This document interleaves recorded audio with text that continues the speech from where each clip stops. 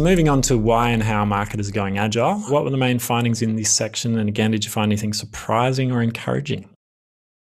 The thing that was probably not surprising, but reflective of last year's realities was the importance people are placing on tools, because everyone was distributed and our pretty walls of, sticky notes are no longer a viable way to manage work when we all went home. We saw a lot of folks relying on a digital project management tool to help them make this a reality. And I think it's really important, but I can't ever let that question go by without saying, yes, tools are important. Tools are not all there is, right? Like going and buying a fancy, shiny Agile project management tool is not going to solve your problems. It's just going to make visible the problems you already have.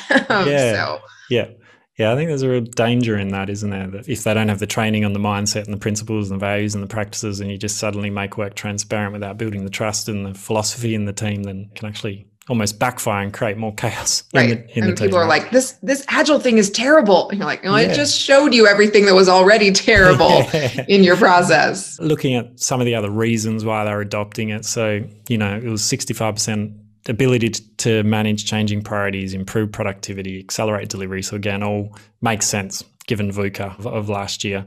And I think it'd be great to see how that changes with the maturity though as well.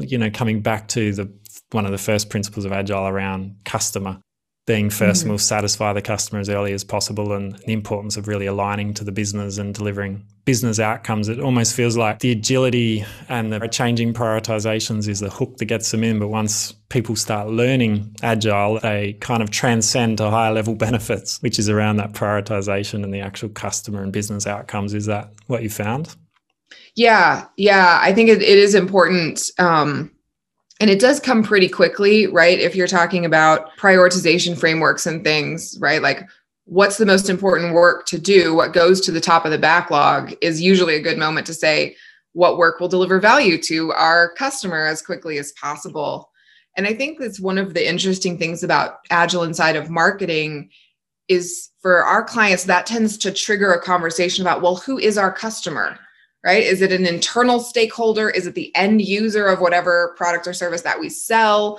It's probably a little bit of both. And how do you then balance the work being done? And when you have multiple internal customers.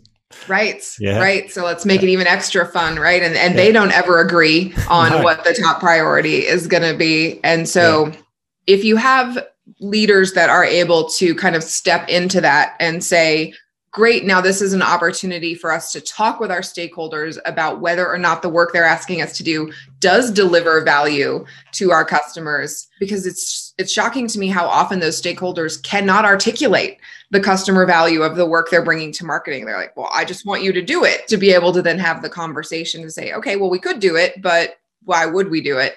Yeah, is really, really powerful. You've been listening to Lean Mean Marketing Teams with Ty Hayes.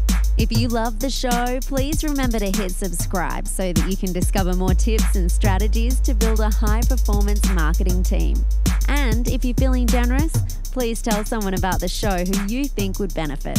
We're on a mission to help CMOs build their dream team and enable marketers to do their best work. And we appreciate your help in spreading the word.